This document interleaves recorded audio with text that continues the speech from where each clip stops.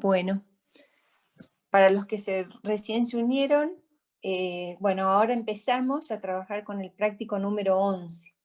Si ustedes leyeron en el Moodle, les pusimos un mensaje que en realidad vamos a ver todo lo relacionado con las consecuencias genéticas de la disminución del tamaño poblacional, que es lo que tienen acá arriba, en 3 prácticos, ¿sí? El práctico de hoy es la parte 1, donde vamos a analizar el efecto o qué es el tamaño efectivo poblacional, y vamos a estudiar la deriva genética y las causas y las consecuencias de este factor evolutivo en las poblaciones.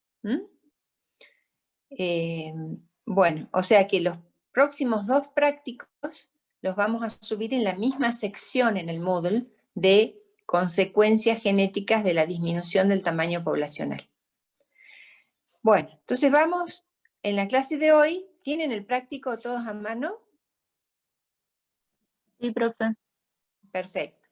Vamos a visualizar, bien Gastón, los efectos del tamaño efectivo poblacional y la deriva en la composición genética y estabilidad de las poblaciones a largo tiempo. Y con los conceptos que vayamos adquiriendo, vamos a desarrollar habilidades para resolver problemas.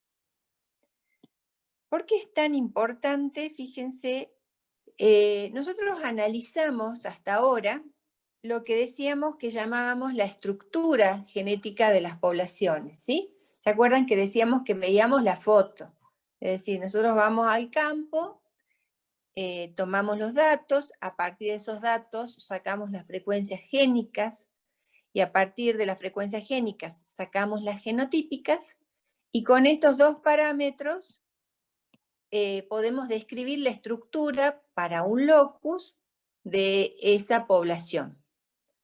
A su vez, lo que vimos es que bajo ciertas condiciones, que eran que el tamaño de la población fuera grande, que no hubiera mutación, ahí flujo génico me quedó arriba, iba abajo, que no hubiera mutación, que no hubiera migración o flujo génico, que no hubiera selección, que no hubiera deriva, ¿sí? Todo operando en el contexto de un sistema de apareamiento aleatorio. Ahora, a lo largo del curso, vamos a ir viendo todos estos factores evolutivos. Pero decíamos que bajo estas condiciones, que constituían lo que llamábamos equilibrio Hardy-Weinberg, esos parámetros que definían la estructura, que eran las frecuencias genotípicas y las frecuencias génicas, se mantenían constantes de generación en generación. Esa era la foto. Lo que vamos a ver a partir de hoy es la dinámica. Es decir, ¿qué pasa con el cambio de las frecuencias génicas, si es que cambian, a través de las generaciones? Es decir, si hay alguna de estas condiciones que no se cumplen, esas frecuencias que se mantenían constantes ya no van a estar constantes, van a cambiar a lo largo del tiempo, y este cambio significa evolución biológica. ¿Sí? ¿Se acuerdan que además nosotros habíamos visto que siempre para evaluar si hay un cambio o no, trabajábamos bajo un modelo de no cambio, que era nuestra gran hipótesis nula, que era la hipótesis de equilibrio, ¿sí? Si esa hipótesis la rechazábamos, quiere decir que alguna de estas condiciones no se estaba cumpliendo. Bueno, entonces eso sería un repasito de lo que vimos para empezar el tema de hoy. Entonces, ¿qué es lo que vamos a ver hoy? Hoy vamos a ver qué pasa cuando este parámetro, o esta condición, mejor dicho, que era un tamaño poblacional grande, no se cumplen. ¿Qué consecuencias, desde el punto de vista genético, tiene una disminución del tamaño poblacional? Fíjense que para ustedes, si van a hacer conservación, es muy importante, ¿sí? Porque ustedes, si tienen que conservar un recurso genético, tienen que saber cuántos individuos tienen que conservar para que desde el punto genético no haya una consecuencia grave que después puede resultar en la extinción de esa población. ¿Mm? Entonces, es muy importante para ustedes para hacer no solo conservación, sino también para hacer manejo, porque para hacer manejo ustedes necesitan tener una variabilidad importante en la población. Y vamos a ver que una de las consecuencias genéticas de la disminución del tamaño es pérdida de variabilidad. Entonces, puntualmente, en la clase de hoy, que lo llamamos parte 1, vamos a ver uno de los factores que está evolutivos, que está relacionado con poblaciones pequeñas, que es la deriva genética. En las 2 clases siguientes vamos a analizar qué pasa cuando las poblaciones no son panmícticas, es decir, que no se aparean al azar los individuos, y qué pasa cuando las poblaciones están subdivididas. Estas 3 cuestiones están relacionadas con la disminución en el tamaño de la población. ¿Quedó claro? Sí, sí, profe. Sí, profe. Muy bien. Perfecto. Ahí en el chat también. Bueno. Acá yo les puse, este es el logo de la Unión Internacional para la Conservación de la Naturaleza. Y ahí tienen, esto está sacado tal cual de la página. Fíjense que tienen los 3 criterios para considerar especies en peligro de extinción, críticamente en peligro y vulnerables. Fíjense que lo que estamos hablando, eso está relacionado con una de los criterios que se utiliza para considerar especies en peligro crítico, en peligro o vulnerables, es el tamaño o el número de individuos de la población, es decir, el tamaño de la población. ¿Mm? Fíjense que cuando tenemos poblaciones de menos de 50 individuos, esa población va a estar en peligro crítico de extinción, ¿sí? Si la población es menor a 250 individuos, va a estar en peligro de extinción, y poblaciones de menos de 1000 individuos va a ser vulnerable. Entonces, para ustedes, como futuros profesionales de recursos naturales que estén a cargo de un programa de conservación, uno de los criterios claves que tienen que tener en cuenta es el tamaño de la población que quieren preservar, ya sea en una reserva natural, en un banco de germoplasma, si son semillas, ¿sí? Es muy importante. Bien. Entonces vamos a empezar. Dijimos que lo que íbamos a ver hoy era qué pasaba cuando ese tamaño de población ya no era grande, y vamos a ver por qué puede no ser grande el tamaño de una población. Yo ahí les puse 3 cosas, pero a lo mejor a ustedes se les ocurre más. Por ejemplo, la sobreexplotación de un recurso genético puede ser la causa de que se redujo el tamaño de la población. Enfermedades que hayan aparecido, enfermedades nuevas para las cuales las poblaciones, los individuos de una población no estén adaptadas. Ya vamos a ir viendo ejemplos específicos en cada uno. Puede ocurrir fragmentación de hábitats, ¿sí? ¿Por qué se les ocurre que puede fragmentarse un hábitat, por ejemplo? por la Por ejemplo, la deforestación. construcción de una carretera. Bueno, la construcción de una carretera, ¿qué otra cosa? Deforestación.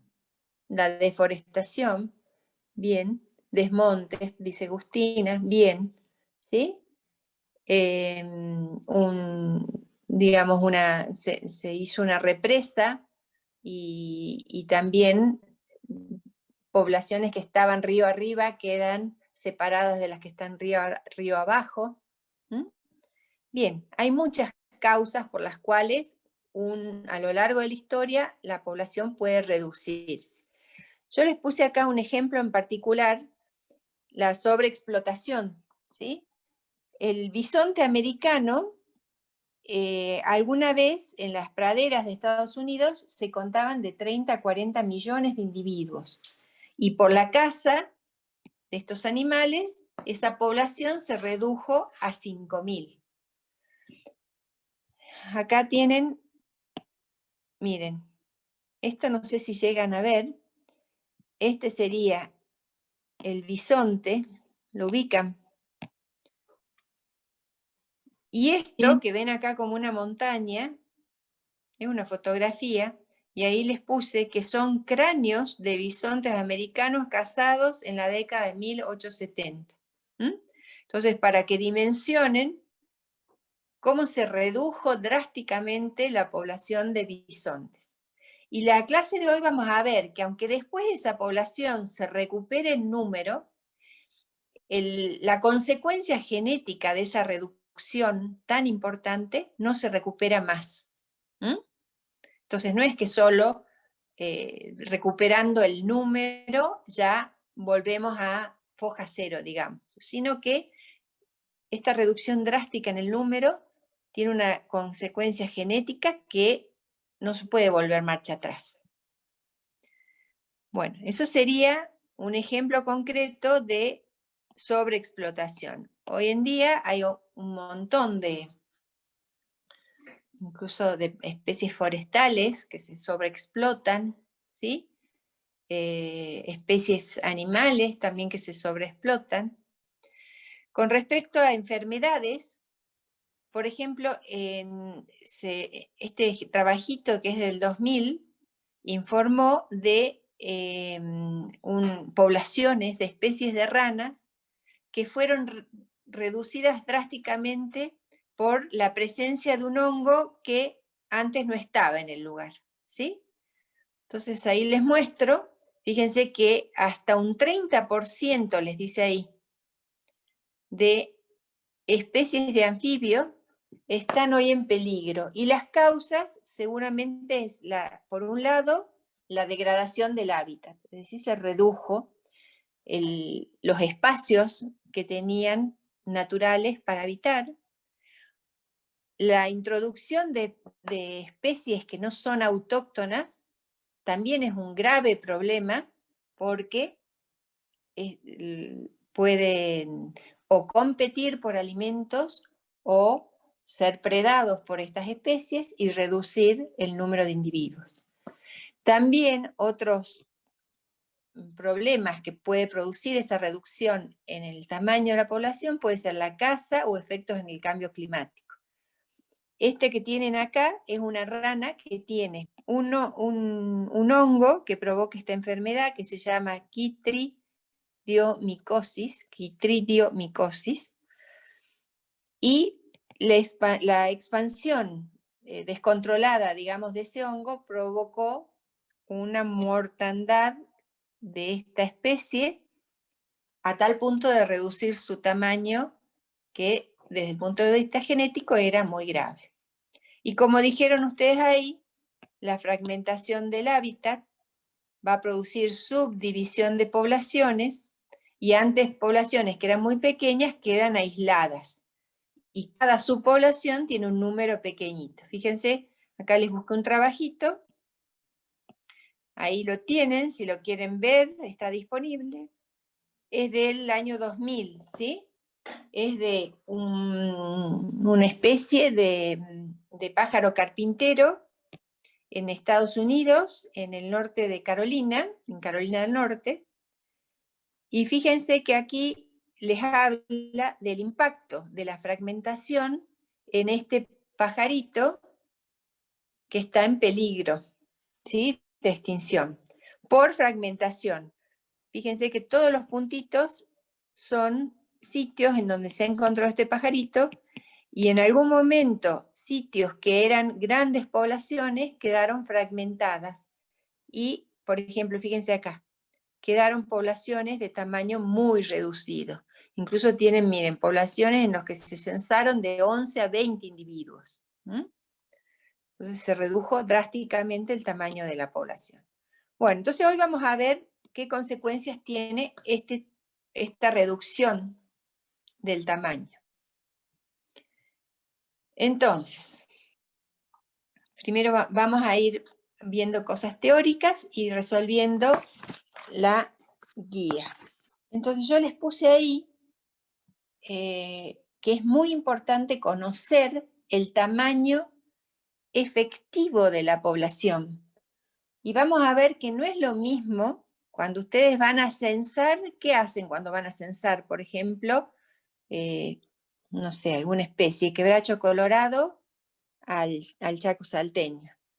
¿Qué hacen? A ver, miden algún parámetro. Bueno, antes de medir el parámetro, primero cuentan, cuando hacemos un censo, ¿qué estamos haciendo? ¿Cuántos individuos hay? Bien, Agustín. Entonces, cuando yo hago un censo, bien, contamos todos los individuos que hay, bien.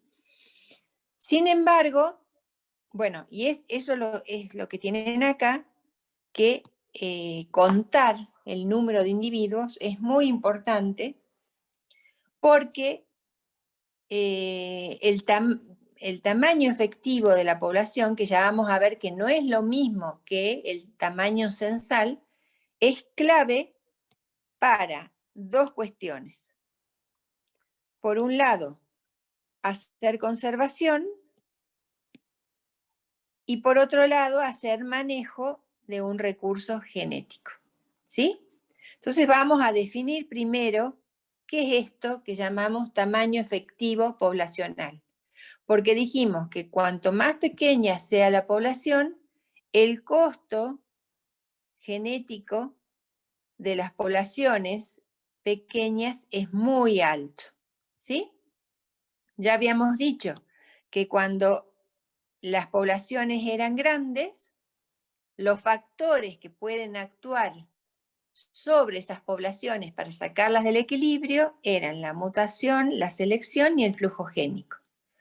Pero si las poblaciones son pequeñas, hay un factor que es muy importante, que lo tienen acá, está tapadito, que se llama deriva genética, ¿sí? Que es un factor que actúa por azar, es aleatorio, y provoca cambios en las frecuencias en las poblaciones.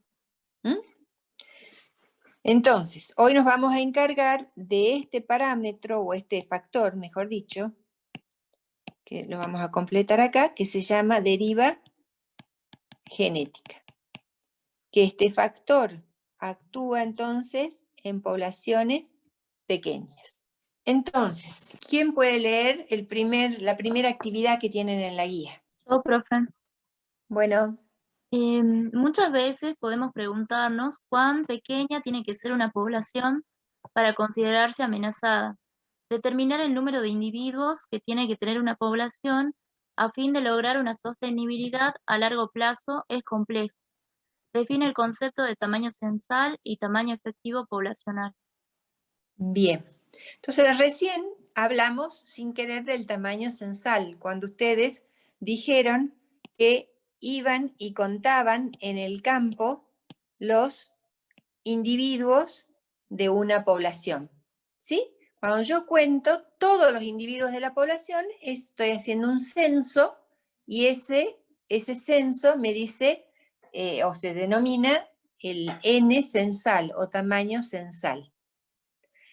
Yo acá les puse que determinar el número de esos individuos, lo tenían arriba, es muy complicado, es muy importante, ¿Y por qué hacemos la diferencia entre dos conceptos? Uno, que es el tamaño censal que les hablé recién, y el tamaño efectivo poblacional, ¿sí? No es lo mismo porque, lo tienen acá, no todos los individuos de una población tienen igual posibilidad o probabilidad de contribuir con sus gametos a la generación siguiente. ¿Y por qué les parece que puede ser eso? Supongamos que ustedes tienen una población de la pantera onca, ¿sí? Hicieron el censo y tienen, no sé, 30 individuos en la población de Parque el Rey. Bueno, ahí Lili dice, no todos son viables, algunos pueden ser estériles, puede haber selección de pareja, es decir, que algunos machos queden relegados, no todos llegan a madurar sexualmente, perfecto, algunos son muy jóvenes, muy bien, Luciana también. Bien, entonces fíjense que ustedes, y algunos son muy viejos también, pueden ser individuos no fértiles por la edad, bien. Fíjense entonces todas los motivos por los cuales no todos los individuos que ustedes censaron aportan gametas en la población. Y acá tenemos algunos de los que ustedes acaban de decir. Puede haber una estructura de edad, es decir, los jóvenes que no se reproducen todavía y los viejos no van a aportar gametas a la siguiente generación. Puede haber proporción de sexos diferentes, ¿sí? En algunas especies puede haber más hembras que machos, o al revés. Y en algunas especies hay machos alfa, que son los que se aparean, y los otros machos no. O sea, el hecho que haya 30 machos no quiere decir que los 30 machos aportan gametas a la siguiente generación. Entonces eso también me va a modificar el número efectivo. Puede haber una fluctuación temporal, por ejemplo, falta de alimentos en una estación. Entonces, por la competencia que hay, no todos los individuos tienen acceso a todos los alimentos y son incapaces de dejar gametas. Puede haber superposición de generaciones. Les decía recién que podía haber comportamientos reproductivos. Poliginia es cuando tenemos varias hembras. Poliandría es cuando son varios machos. Puede haber diferencias de fecundidad. Entonces, todos estos factores, si quieren, van a evitar que todos los individuos de la población contribuyan de la misma manera con gametas a la siguiente generación. Entonces, eso es muy importante y vamos a entonces definir un número que es clave cuando hagan conservación, que se llama tamaño efectivo de la población. Lo vamos a denotar con la letra NE. ¿Cómo definimos el tamaño efectivo? Y es el primer punto que tienen en la guía, y lo vamos a definir como el número de adultos que contribuyen a la composición genética de la generación siguiente. Lo que tienen acá abajo, esto, es que normalmente ese número efectivo es menor al n, que le vamos a llamar, que les puse ahí una C para que se acuerden que ese es el n censal, es decir, los que yo cuento, ¿sí? Y es mucho más, generalmente es menor el número efectivo por las distintas razones que acabamos de ver. Bueno, ustedes pueden contar con estas fórmulas para el parcial, nosotros incluso se las damos a las fórmulas, no hay problema. seguramente las preguntas de parcial son para pensar, no para que copien y peguen de una diapositiva en la respuesta, ¿sí? Entonces, si bien van a tener algunos cálculos que hacer, van a tener que pensar las respuestas en función de los conocimientos que fueron adquiriendo. Bueno, para calcular el tamaño efectivo poblacional hay muchísimas fórmulas. Ustedes van a encontrar muchas fórmulas en los libros, porque cada fórmula depende de la causa por la cual un tamaño poblacional puede verse afectado. Habíamos dicho, estructura por edad, la proporción de sexos, las fluctuaciones temporales, la superposición de generaciones, comportamientos reproductivos, ¿sí? Para cada una de esas condiciones tengo una fórmula distinta para considerar. Nosotros vamos a usar dos formulitas. Vamos a calcular el tamaño efectivo poblacional cuando tengo proporción de sexos diferentes. Fíjense, NM es el número de machos y NF en esta formulita es el número de hembras. Entonces, ¿cómo calculo el tamaño efectivo? Si tengo distinta proporción de sexos y machos en la población, ¿cómo? 4 por el número de machos por el número de hembras sobre la sumatoria de machos y hembras. Ese calculito me va a dar el número de efectivo en estas poblaciones que tienen distinta proporción de sexos. También yo les decía que, por ejemplo, de una generación a otra, la falta de alimentos puede hacer que fluctúe la cantidad de individuos que hay en una población. ¿Ustedes vieron este verano que hay un montón de pirpintos de esos blancos? Sí. Sí, ¿no? Bueno, hay años que hay muchos, hay otros años que bajan, ¿sí? Entonces, esas fluctuaciones temporales también son un criterio a considerar al momento de que calculo o estimo el tamaño efectivo poblacional. En caso de fluctuaciones temporales, por ejemplo, por falta de alimentos, por sequía, por ejemplo, la forma de calcular es distinta.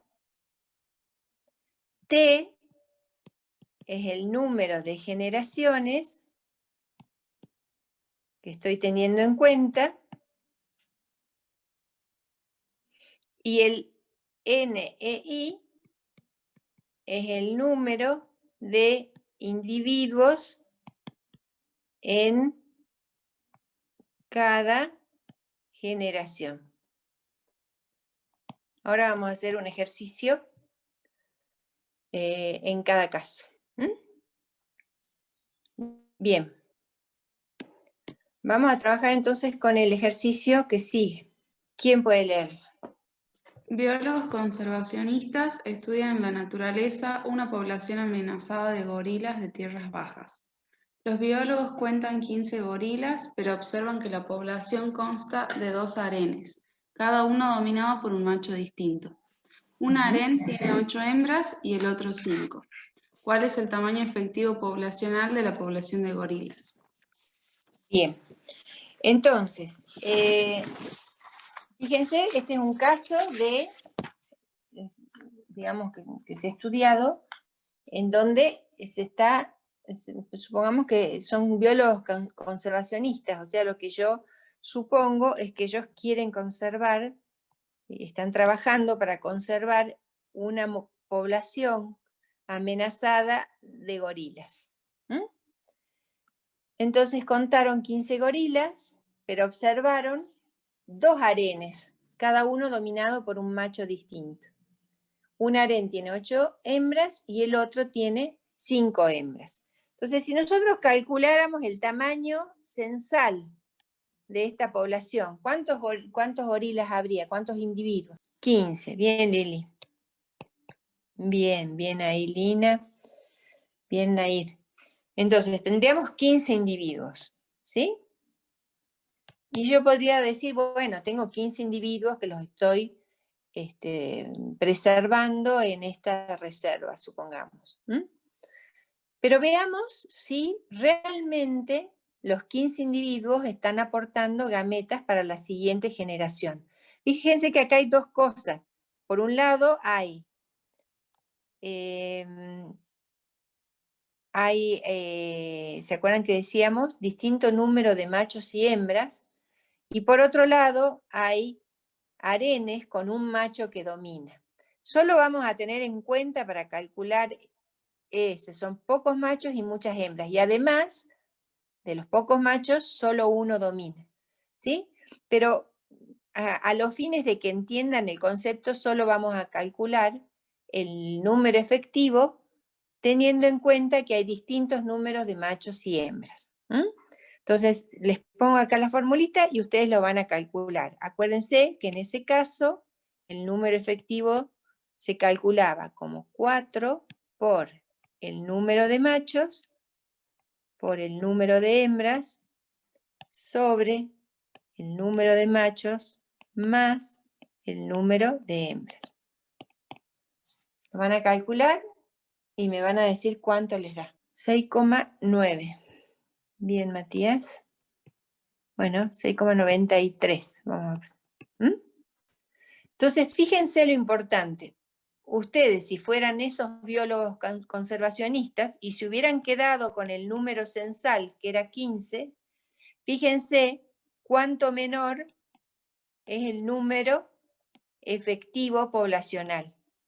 Entonces, yo puedo después estar tomando decisiones para la conservación que van a ser, desde el punto de vista genético, erradas. Y que vamos a ver que las consecuencias, al considerar un número cuando es mucho menor, pueden ser drásticas desde el punto de vista genético. Bien, vamos a ver el otro ejercicio.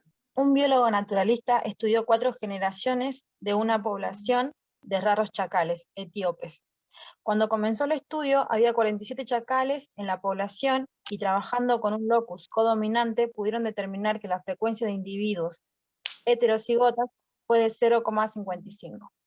En la segunda generación apareció una enfermedad y solo sobrevivieron hasta la edad adulta 17 animales. Estos chacales tuvieron 20 descendientes que a su vez dieron lugar a 35 descendientes en la cuarta generación. A. ¿Cuál es el tamaño efectivo de estas 4 generaciones? B. Basándose en este tamaño poblacional efectivo, ¿cuál es la frecuencia de chacales heterocigotos en la población en la cuarta generación? Discuta el resultado obtenido. Bueno, entonces yo les voy a recordar acá, este es un caso para que veamos qué pasa con los chacales si hubo, a ver qué es lo que pasó, una enfermedad, ¿no? Sí, hubo una enfermedad que redujo la población de 47 a 17 animales. Entonces fíjense que ahí tienen. La primera generación es de 47, después tienen 17, después tienen 20, después tienen 35. Y entonces la formulita, esta sería una fluctuación del número de individuos a lo largo del tiempo. Entonces yo les voy a recordar acá la formulita, ustedes van a sacar el cálculo. Era T sobre la sumatoria de 1 sobre N sub I.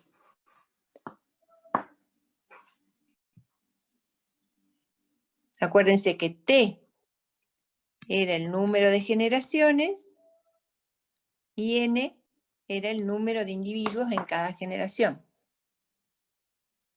Si alguno lo quiere hacer en la pizarra, tiene lapicito, lo escribe en la pizarra.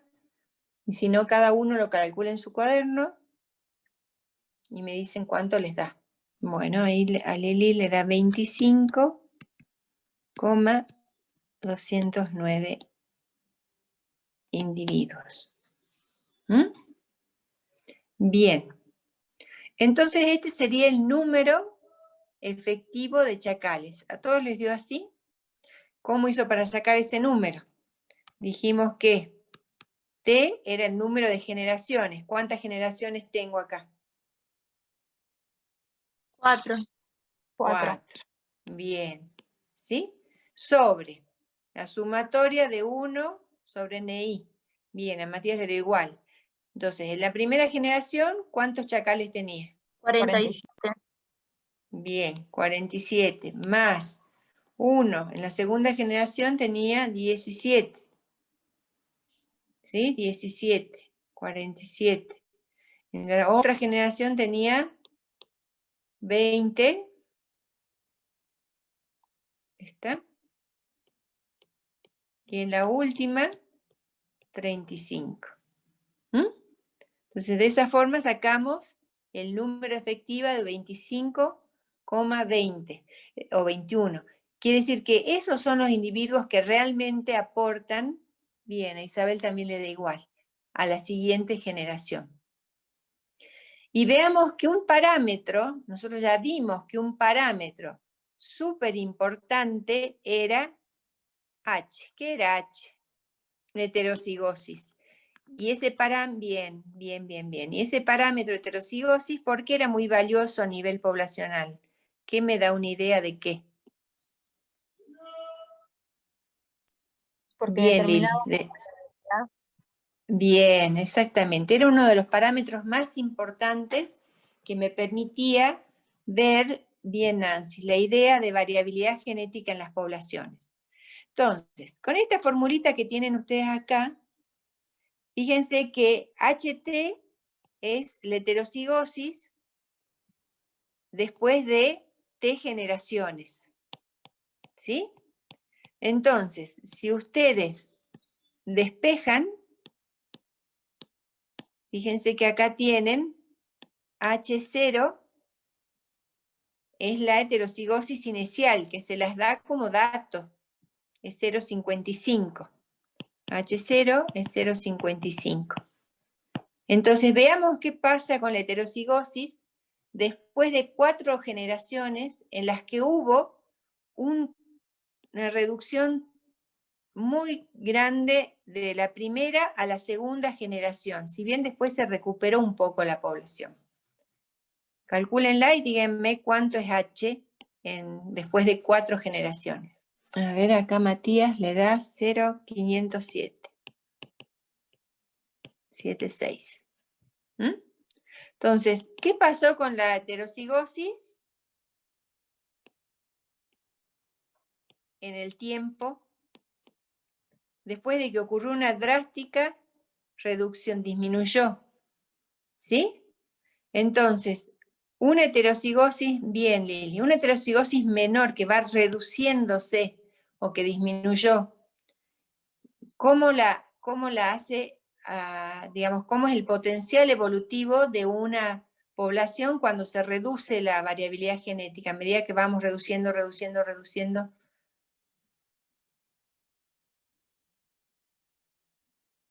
disminuye. Exacto. Es decir, a menos variabilidad genética, más probabilidades tiene de con el tiempo, digamos, ir desapareciendo, extinguiéndose. Acá todavía la heterocigosis es alta, pero vamos viendo cómo va reduciéndose. Bien, entonces, ya hemos analizado lo importante que es considerar no solo el tamaño de la población, sino que desde el punto de vista genético es más importante tener en cuenta el tamaño efectivo poblacional. ¿Sí? Porque ellos son los, ¿se acuerdan que cuando hablábamos de individuos, decíamos que simplemente eran como una cajita que portaban los genes? Pero cuando pasamos de una generación a la siguiente, esos genotipos se disociaban, iban a parar a gametos, que son las que van a dar lugar a los genotipos de la nueva generación. ¿Sí? Por eso el tamaño efectivo es muy importante, porque aquellos individuos que aporten realmente gametas a la siguiente generación son los que cuentan desde el punto de vista genético. Bien. Entonces hay un concepto que es muy importante. Hoy vamos a, si nos dan, no nos cortan el aula, vamos a trabajar hasta las 12:30, ¿es posible? Sí, profe. Sí, profe. Bueno, porque así terminamos el práctico con tranquilidad hoy. Bueno, entonces, ¿se acuerdan? Bueno, el primer punto del ejercicio 4 les dice que recuerden las condiciones que debía cumplir una población para estar en equilibrio. Y habíamos dicho que uno de los puntos o las condiciones era que la población fuera grande. Entonces, les pido que tienen acá 4 fotografías y se les pide que analicen ahí el concepto de error de muestreo en poblaciones finitas. Finita quiere decir que no es grande, tiene un fin. Cuanto más chiquita, más error de muestreo va a haber. Para ello pueden observar y discutir lo esquematizado en las siguientes figuras. Entonces, vamos a calcular aquí el P chiquito, se los voy a poner yo, ustedes ya saben cómo calcularlo, porque así no nos demoramos. ¿Sí? El P chiquitito, P minúscula, sería la frecuencia del alelo A, ¿sí? En esta población que tengo acá. Y el Q chiquito es la frecuencia del alelo A chiquita. Entonces, a ver, yo lo tengo calculado, espérense que lo calculé. Acá tengo 14 individuos, que serían, a ver, los vamos a contar. 1, 2, 3, 4, 5, 6, 7, 8, 9, 10, 11, 12, 13, 14 individuos, ¿sí? Entonces, sobre la base de esos 14 individuos, el P, ¿se acuerdan que se calcula a partir de las frecuencias genotípicas? Es de 0,607. A ver, vamos a hacerlo más prolijo. El P es 0,607 y el Q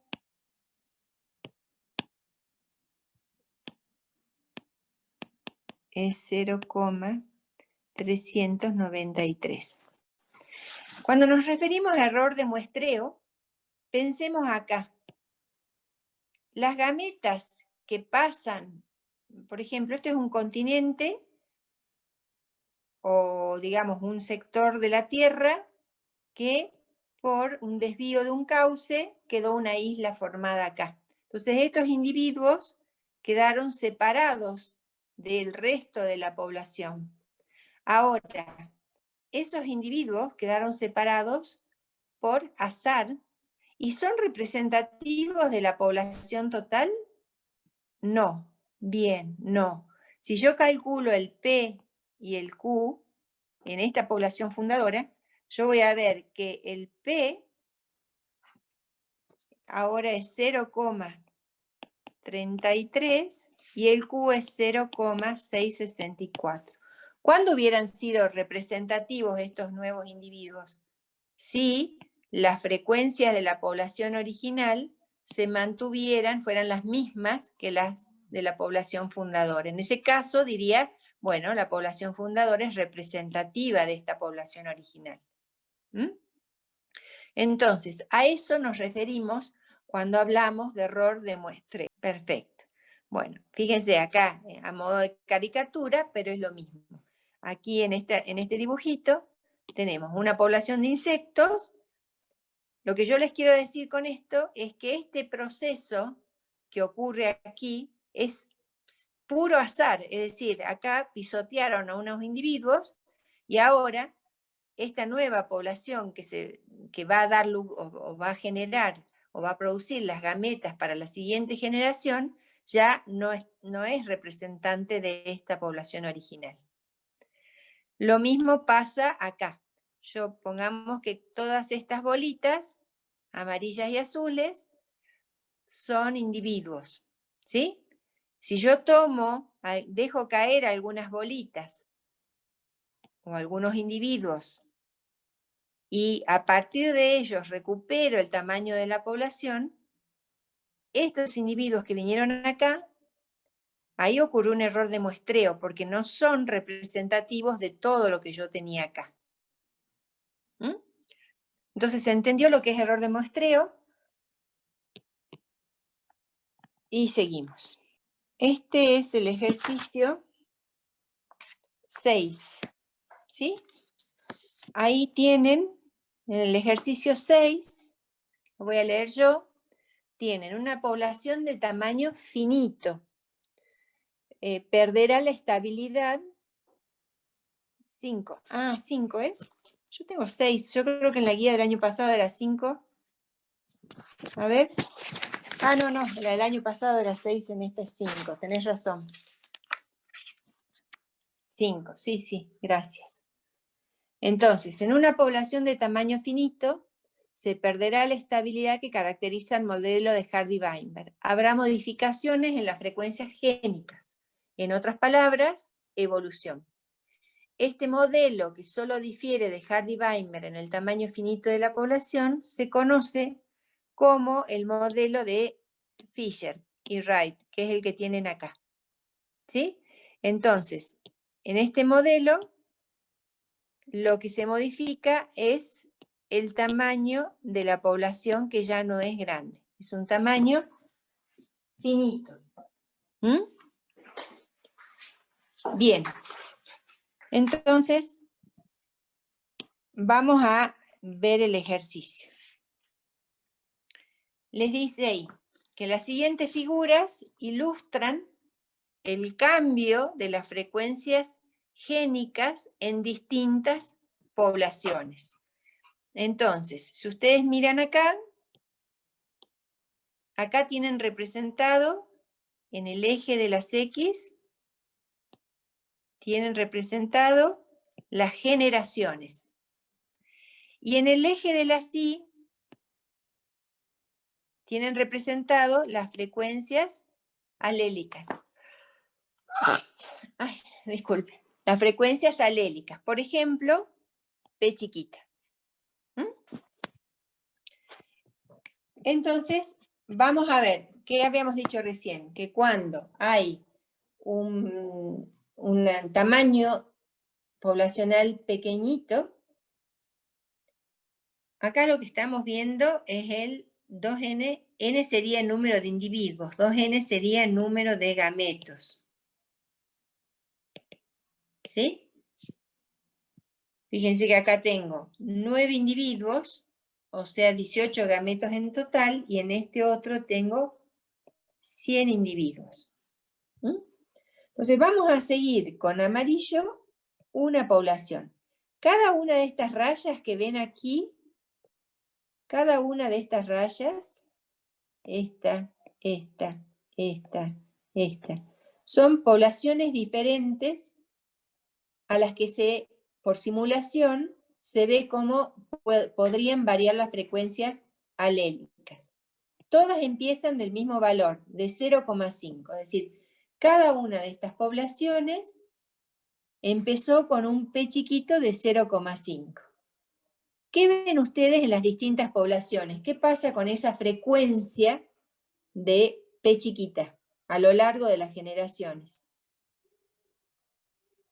En el primero serían 9 gametos. No, en el primero son 9 individuos, es decir que son 18 gametos, es 18. ¿Sí? Bien. ¿Qué pasa con las frecuencias génicas a lo largo de las generaciones? ¿Qué ven acá en ese gráfico? Fluctúan en el tiempo. Bien, Matías. ¿Todos ven que fluctúan? Miren, vamos a seguir, por ejemplo, vamos a seguir esta población. Voy a seguir con amarillo. La frecuencia, algunas aumentan, bien, Lina, algunas aumentan, otras disminuyen. Sube, después baja, después vuelve a bajar. queda como una meseta, así que no cambió. Acá sube.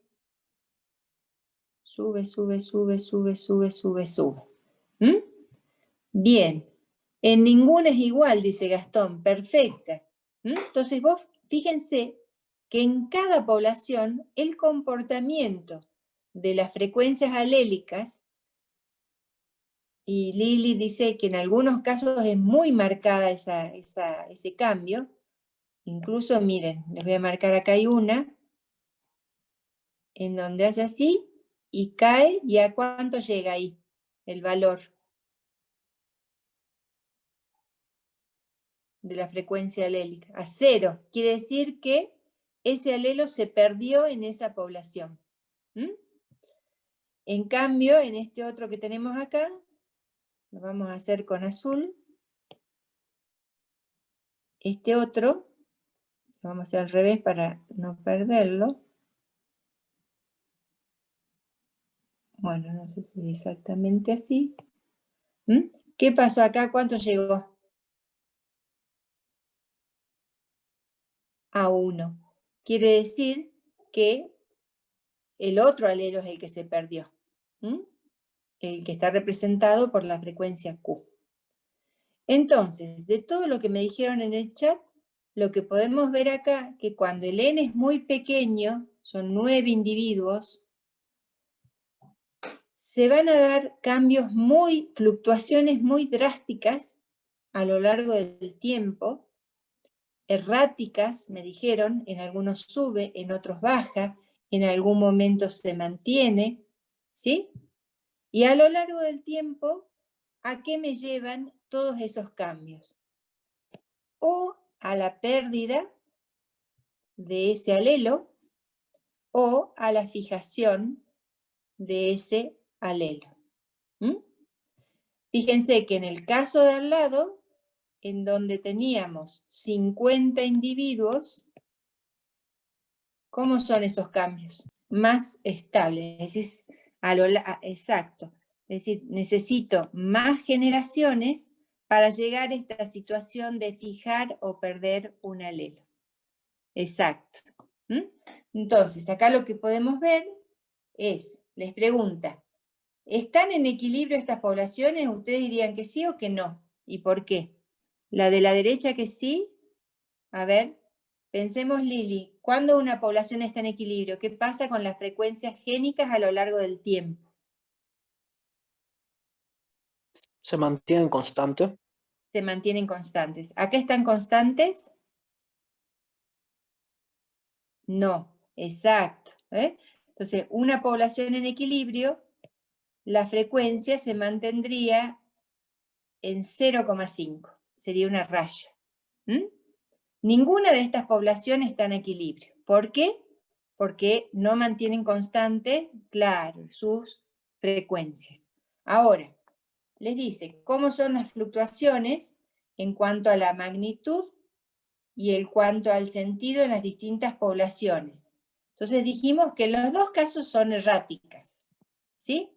Pueden subir, pueden bajar, pero cuando la población es más pequeña, es más errático todavía el cambio. ¿Mm? Es lo que tienen abajo.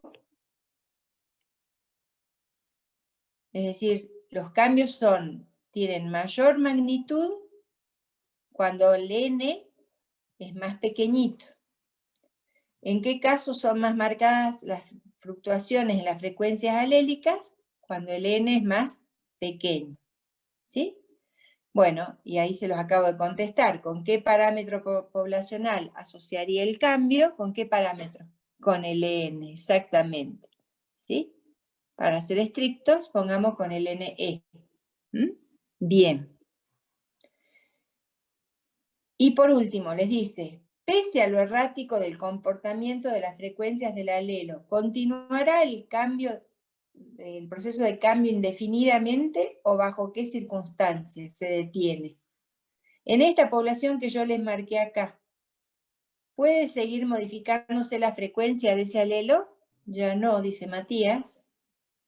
A ver el resto. Sí, a ver, bien. Por un lado dice Matías que no, porque ya se perdió el alelo. ¿En qué casos, como dice Lili, sí podría modificarse? En caso de que haya ingreso, bien Isabel, en caso de que haya ingreso de individuos de otra población que porten ese alelo, ¿y en qué otro caso más? Bien, Lina, si hay una mutación, es decir, que aparece nuevamente el alelo por mutación. ¿Mm? Entonces quedó claro, este es el accionar de la deriva génica, y vemos que es mucho más efectiva la deriva cuando las poblaciones tienen tamaño más reducido. ¿Mm? Que los cambios en la debido a deriva son erráticos. Y ahora vamos a ver que podemos estimar la magnitud de cuánto va a cambiar la frecuencia, pero no podemos estimar si esa magnitud va a ser para subirla o para bajarla. Eso lo vamos a ver ahora. Entonces, la siguiente pregunta les dice qué es la deriva génica. Y lo tienen ahí.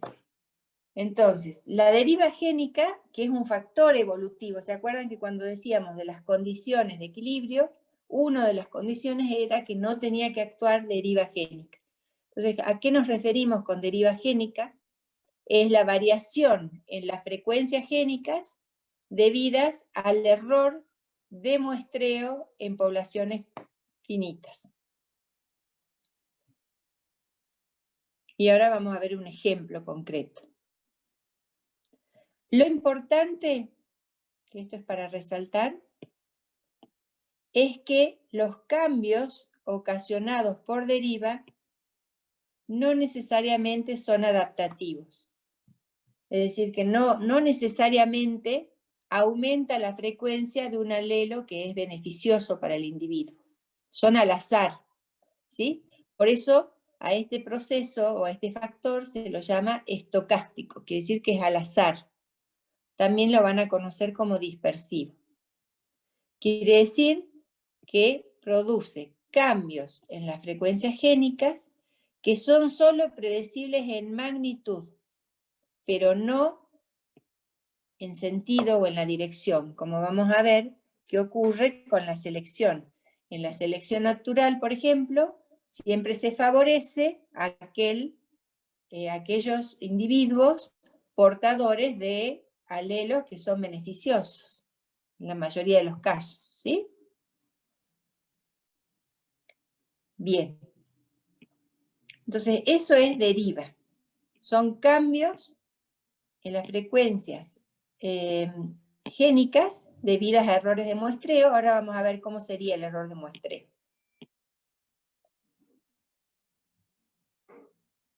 Voy a pasar esta. Bueno, entonces, recién vimos estas dos situaciones y ahora las recordamos y después vamos a ver con un ejemplo concreto. Hay dos casos extremos de deriva en donde podemos visualizar exactamente el error de muestreo. Un tipo de deriva se llama efecto fundador y el otro es cuello de botella. ¿Mm? El que vimos recién, que sacamos las frecuencias que las tienen ahí, que se llama efecto fundador, porque, esperen que voy a enchufar la computadora. Efecto fundador, porque hay un pequeño grupo de individuos, fíjense, un pequeño grupo de individuos que por algún motivo fundaron una nueva población. Pero decíamos recién ahí que esa nueva población, que se llama población fundadora, no es representativa para nada de la población ascendente. ¿Dónde lo vemos a eso? En las frecuencias génicas. Si comparamos las frecuencias génicas de la población fundadora, no es la misma que las frecuencias génicas de la población ascendente. Entonces, en este efecto fundador vemos el error de muestreo. Las gametas que aporten estos individuos no van a ser representativas de las gametas de la población original. Y el otro tipo, o caso extremo de deriva, que también nos permite visualizar el error de muestreo, es lo que se llama cuello de botella. Supongamos que hay una catástrofe, en donde de todos los individuos que yo tenía en esta población, supongamos los incendios de Australia del año pasado, de todos los individuos que yo tenía en esta población, sobreviven unos poquitos. Se llama cuello de botella porque esto está bien representado. Pero esos poquitos que sobreviven, aunque se recuperen después con el tiempo y lleguen a tener la misma cantidad de individuos que la población inicial, fíjense cómo cambiaron los colores. Los colores serían los genes, porque estos individuos que sobrevivieron y aportaron para las gametas de la nueva población ya no son, genéticamente acá ha sufrido lo que se llama cuello de botella, se redujo la variabilidad y aunque yo recupere el número de individuos, no voy a tener la misma situación genética que en la anterior. ¿Se entiende la diferencia? Esto, cuello de botella, no tiene nada que ver con efecto fundador. Puede haber una inundación, puede haber un terremoto, puede haber una erupción volcánica, puede haber condiciones climáticas desfavorables, puede haber caza desmedida. ¿Se entendió? Profe, y al último del texto donde dice cuello de botella, ¿dice iniciales? Cuello de botella Al final. a las distintas, a las iniciales, sí. A la población inicial, sí, sería la población inicial. Bueno, entonces vamos a ver un ejemplo que ustedes, solo vamos a leer el ejemplo y ustedes van a encargarse de, con los, a ver cómo vamos con la hora. Bueno, vamos bien. Van a decirme si es cuello de botella o efecto fundador. Este sería el ejercicio 7. Entonces, fíjense, lo voy a leer yo. ¿Lo tienen todos ahí? Sí. Bien. Entonces, el borrego cimarrón, que es este que tienen acá, ha disminuido mucho el número de individuos y la distribución en el siglo pasado debido a enfermedades, a cacería y a otros factores. Como estrategia de conservación, ha habido un número de introducciones de individuos en el oeste de Norteamérica con el objetivo de establecer poblaciones viables. Fíjense, en 1975 teníamos 20 borregos, 4 machos y 16 hembras, fueron capturados en Sonora, cerca del desierto, y trasladados a una isla Tiburón en el Mar Cortés. ¿Sí? 20 borregos.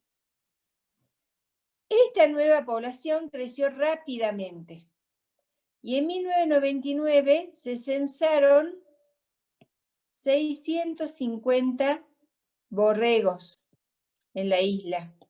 ¿Sí? Miren, aumentamos el número de 20, pasamos a 650. Todos ellos descendientes del pequeño grupo fundador. Pero fíjense acá lo importante de esta gente que no tuvo en cuenta. Cuando llevó los 4 machos de la población fundadora, estos 4 machos, tenían edades de 1, 2 y 7 años. Lo que sugiere que el mayor pudo hacer una mayor contribución de gametas inicial que el resto, ya que es probable que el macho más viejo fuera el único reproductor en esa cohorte. Entonces, se estudió el número de alelos, y la heterocigosis, ¿se acuerdan? El número de alelos era otro parámetro de variabilidad, y la heterocigosis, otro parámetro de variabilidad. En la población introducida en la isla. Y aquellos valores, esos mismos parámetros, para 3 poblaciones de la misma especie, usando, bueno, 2 marcadores genéticos, y se muestran los datos a continuación.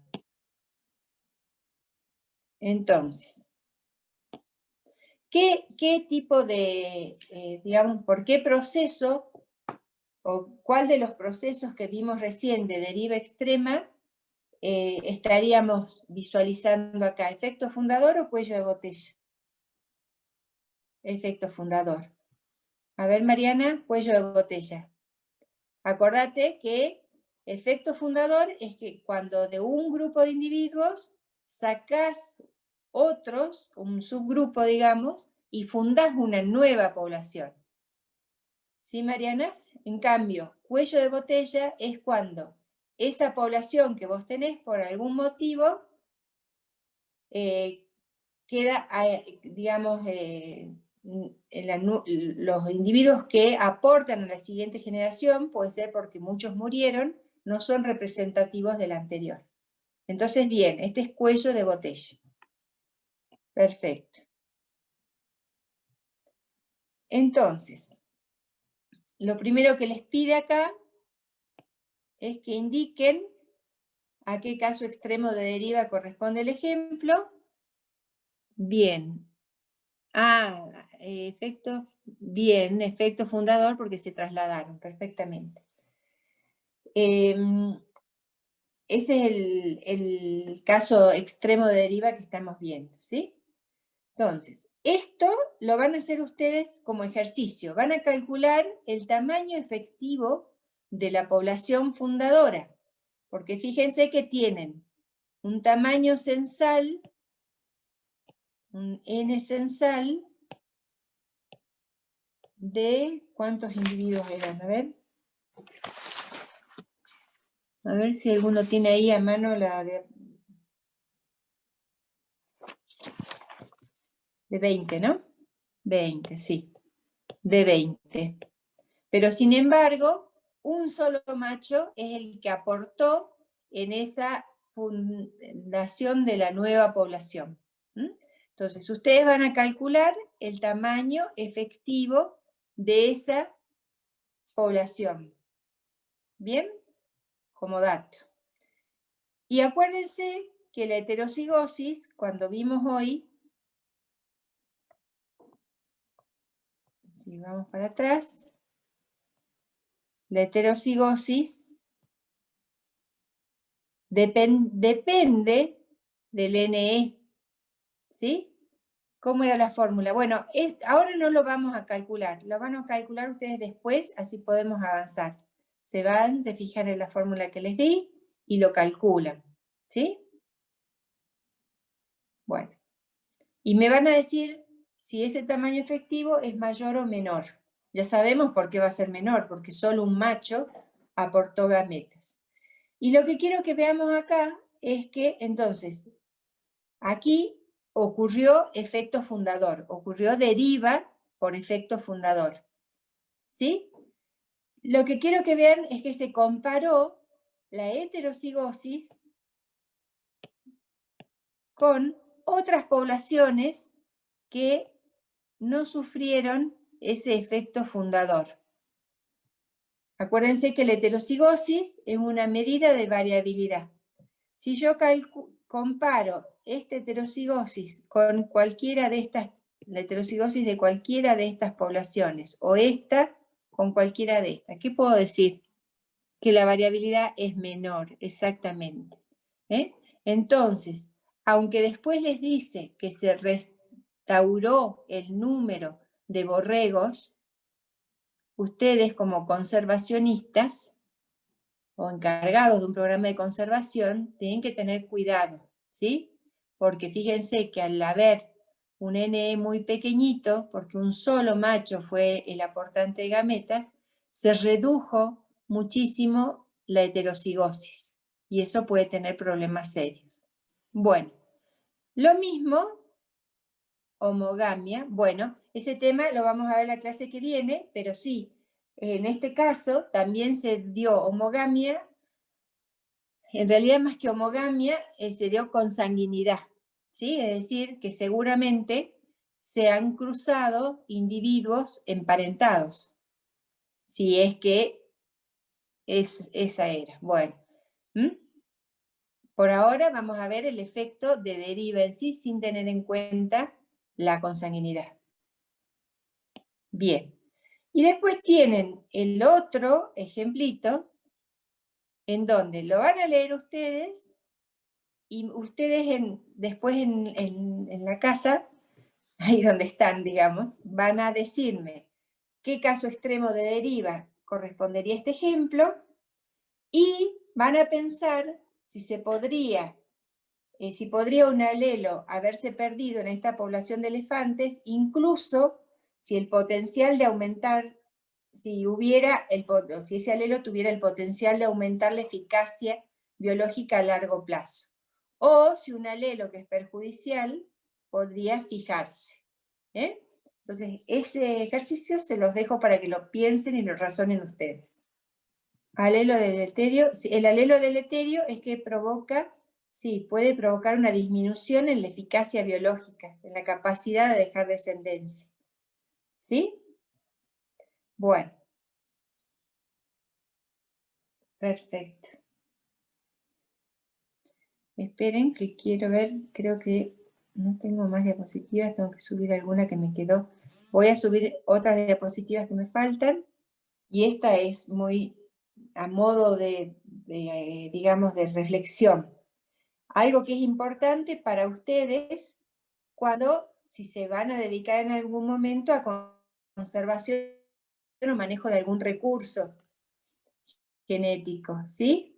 Lo importante es que efectos semejantes se producen tras la protección de una especie en vías de extinción. Esto que hemos visto recién era caza indiscriminada, ¿sí? Y la enfermedad, ¿no?, de un borrego. Pero fíjense que cuando hay reintroducción de especies en zonas donde habían desaparecido, que sería un poco lo del borrego, ¿sí? O especies que están en vías de extinción por una caza, por ejemplo, descontrolada, en ambos casos, un problema importante es conocer si perdurará suficiente variación como para hacer frente a futuros cambios ambientales. Es decir, esto que veíamos recién, la pérdida de variabilidad puede ser un problema para la población, para saber si va a poder hacer frente a futuros cambios con tan poca variabilidad que tuviera. Como para que tengan en cuenta. Bien. Y acá tenemos un poco lo que teníamos recién, es decir, en este grafiquito, en el ejercicio 10, fíjense que tenemos nada más que 5 poblaciones. Tenemos la población 1,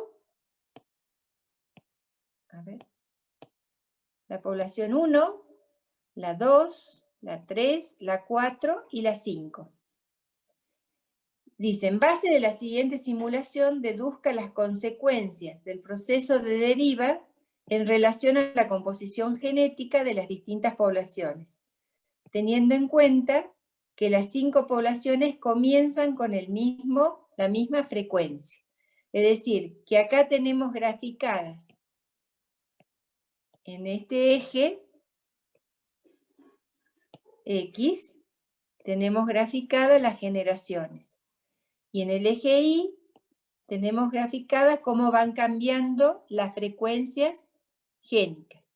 Ya, como ya dijimos, vemos que en cada población al azar el cambio de la frecuencia es errático y en cualquier sentido, ¿sí?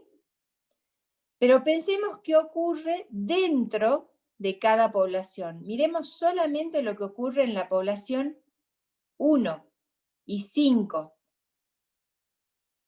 Dentro de cada una de esas poblaciones. ¿Qué pasa con la variabilidad genética?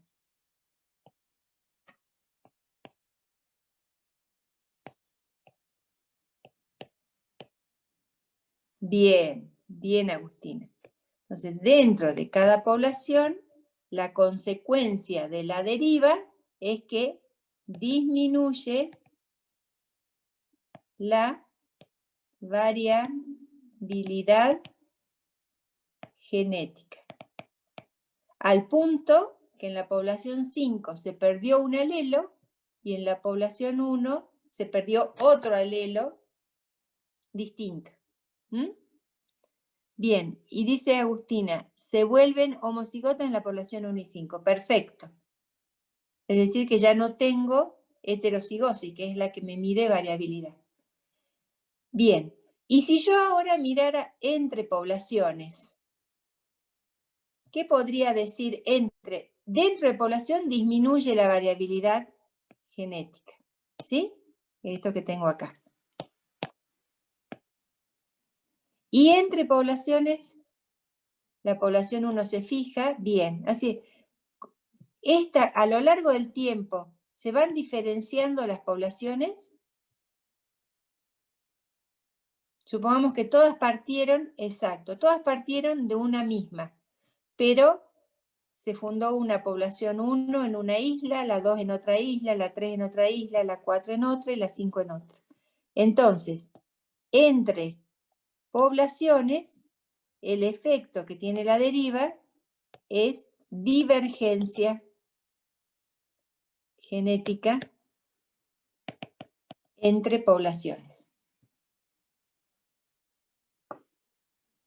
¿Queda claro? ¿Se visualiza en el gráfico? Bien. Ya me quedan 3 diapositivas, nada más. Bueno. Entonces, vamos a borrar. Y las del centro, bueno, como Lili, como decíamos recién, este proceso de deriva génica es al azar. Seguramente las del centro, ¿qué va a pasar? Va a seguir fluctuando la frecuencia, en algún momento es probable que se tienda a fijar o a perder el alelo. ¿Mm? Nosotros hemos hecho un corte en la generación 30. Pero esto continúa, pero a lo largo del tiempo la deriva lleva a eso, a que algunos alelos tiendan a fijarse y en otras poblaciones a perderse. Bien. Mantiene la variabilidad por el momento, pero uno tiene que pensar a lo largo del tiempo. ¿Mm? Entonces, en esta diapositiva yo les puse un poco cuáles son las consecuencias de la deriva, ¿sí? Entonces, fíjense que dijimos que los cambios en las frecuencias, se producen cambios en las frecuencias génicas. Esa es una de las consecuencias. Otra de las consecuencias es que la deriva reduce la variabilidad dentro de cada población. Y recién vimos que entre poblaciones, la deriva lo que hace es diferenciar, ir alejando genéticamente una población de otra distinta. ¿Mm?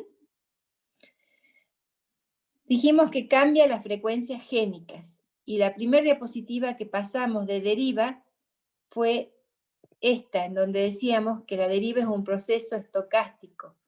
Eso al azar, lo pudimos ver bien en esa fluctuación tan errática de cambios, ¿sí? O dispersivo, y que provoca cambios en las frecuencias que solo son predecibles en magnitud, pero no en dirección, ¿sí? Es decir, yo puedo saber la magnitud del cambio, es decir, si va a cambiar de 0,5 a 0,6, a ver, supongamos que yo tengo un P de 0,5, yo puedo saber que la magnitud del cambio va a ser 0,02. pero hacia arriba o hacia abajo. En ese gráfico que yo les mostraba, puede aumentar a 0,52 o puede disminuir a 0,48. Con eso me refiero a que, ay, lo taché, a la magnitud del cambio, ¿sí? Pero no puedo saber la dirección, es decir, no puedo saber si va a aumentar o si va a disminuir. Entonces, ¿cómo hago para calcular?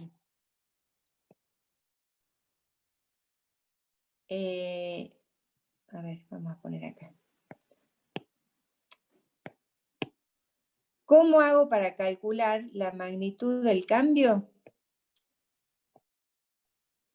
Midiendo la desviación de las frecuencias alélicas. Magnitud, acuérdense que se utiliza el delta. El delta de Q me mide cuánto va a cambiar Q o P, ¿sí? De una generación a la siguiente. Entonces, esta es la formulita que nos va a permitir calcular la magnitud del cambio. Depende, fíjense, depende, vamos a poner con otro color, de las frecuencias alélicas iniciales. ¿Y de qué más depende la formulita? O el cambio, la magnitud del cambio. ¿Lo llegan a ver ahí? No, del NE, perfecto. A ver, no del número de alelos, sino del NE. Ahora lo anoto, Lili, acá, porque me parece que no se ve. Entonces, la magnitud del cambio, para los que no llegan a ver el final de la pantalla, depende de las frecuencias alélicas y es inversamente proporcional al tamaño efectivo, ¿sí? Cuanto más chiquito, si ustedes se fijan en la fórmula, lo pueden ver. Cuanto más chiquito es el NE, como está en el denominador, más grande es la magnitud del cambio. Y entonces, van a ser ustedes, perfecto, van a ser ustedes el último ejercicio. Bueno, tienen dos, ¿sí? Pero esto van a hacer ustedes en la casa. Tienen una población original, que sería esta, que tienen acá. A partir de esa población original, que les dice que es de... no les dice la especie. Se crearon... Profe, en el gráfico que tenemos hay una frase que falta ahí en pantalla. ¿De qué dice la especie? Que se eligen 4 individuos reproductores de pandas rojos en peligro de extinción al azar para formar 4 poblaciones distintas en cautiverio. Gracias, muchas gracias. Bien, entonces, ustedes tienen, esta era la población inicial, que fíjense que también es pequeñita, ¿no? ¿Se acuerdan que estaban en peligro de extinción porque el N es muy pequeño? Y como un programa de conservación se eligieron 4 individuos y se fundaron estas 4 poblaciones. Entonces les pide que calculen las nuevas frecuencias génicas y calculen el H también para ver qué pasa con la variabilidad. Eso lo van a hacer ustedes en la casa. Y después, lo otro que van a hacer en la casa, ya tienen las herramientas de cómo hacerlo, es está relacionado con cómo estimamos y qué significa, cómo interpretamos el cambio en la magnitud de las frecuencias alélicas. Y tienen un ejercicio particular para aplicar esa formulita y ver qué pasa cuando en una cuál va a ser la frecuencia o la desviación del cambio si se parte de una población de organismos diploides de 2.500 reproductores de cada sexo, ¿sí? Y partimos de un P de 0,5. Vamos a dejar ahí, y la clase que viene, cuando empezamos, yo les voy a explicar esto, pero no ahora porque se les va a volar la cabeza. Aquí un pequeño aviso, ya publiqué en Moodle también, pero mañana la clase de consulta va a pasar para el viernes, porque mañana tomamos examen, así que la clase de consulta prevista para mañana pasa para el viernes a las 9:30. Bueno, profe. listo. Bueno, entonces vamos dejando ahí, tienen varios ejercicios pendientes